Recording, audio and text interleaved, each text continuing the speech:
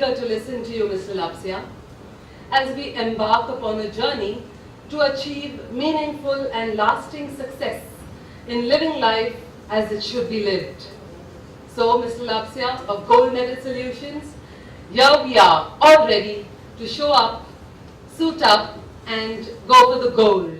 Friends, there's a Chinese proverb which says, the journey of 1,000 miles begins with one step. The first step is very crucial, and that's where we falter, we tend to withdraw, because we know 1,000 miles, not possible. It is possible. You must be positive throughout your life. Never ever speak anything negative. Today, thanks to what I spoke in the first half, how our imagination, our mind has been mauled. We have stopped thinking from the mind, we have stopped using our heart, we have become heartless, we have become mindless, and we have become senseless. All these things can come back and bounce back into our lives, and our lives can be meaningful. And we can still lead a life of gratitude. Here, there's another classic example. When I say of gratitude, you can live life to its fullest. One of the classic examples, 1892, in Philadelphia, at the Stanford University, one young boy was struggling to pay his fees, and he was scared that he would not complete his education. He found another young boy with similar problems. So both of them decided that yes, we will host a show in the university campus, raise funds to pay the fees. Now these boys were also boys of character. Today, you know what happens, people steal, people do all sorts of things, take shortcuts to take money and do all sorts of things. But here these two boys decided to host a program in the society campus to raise funds for the education.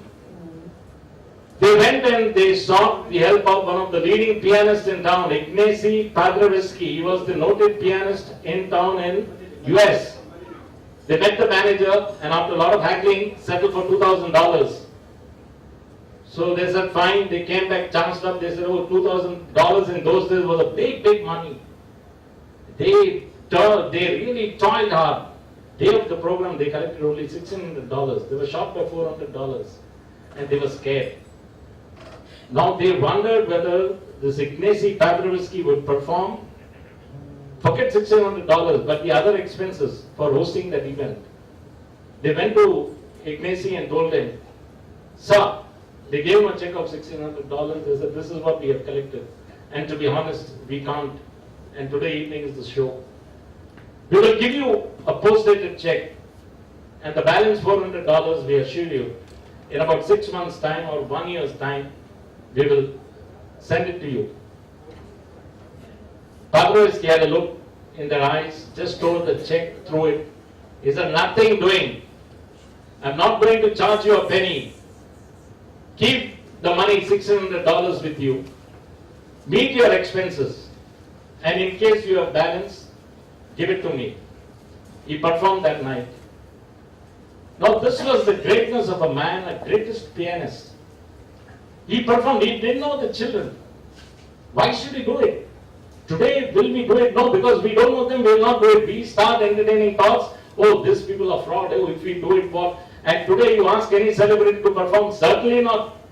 They'll first demand their ransom money. So here was a great man who later on went to become the Prime Minister of Poland. Unfortunately, during that time, Poland was ravaged by World War. 1.5 million of the Poland's population was absolutely on the brink of disaster. There were no food supplies, there were no money. Paderewski was very concerned, and he didn't know where to go. And then suddenly he realized there was US Food and Relief Administration who were helping people, but then there were certain procedures to be complied with. He said, nonetheless, let me try. So he sent a SOS to the US Food and Administration for help.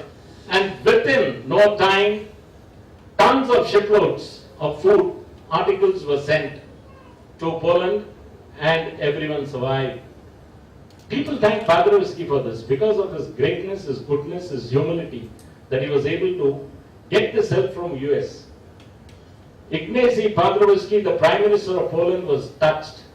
He said, I should go to US, meet this gentleman, who at a short notice has shipped tons and tons of food grains, saved the country from imminent disaster, and saved me. So I should go and thank him. He went to US, went to the US Food and Administration. The head was Herbert Hoover, who later on went to become the President of the United States.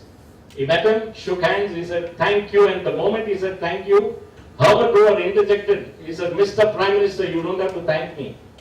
Remember the two boys who were there, and I was one of them. You helped me to complete my education. Friends, world is a beautiful place.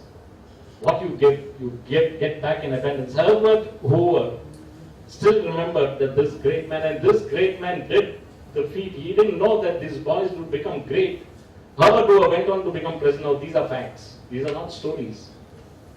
We have to learn from the stories that small acts go a long way. So, if we have to be like Herbert Hoovers and Paderewskis, we have to do it now.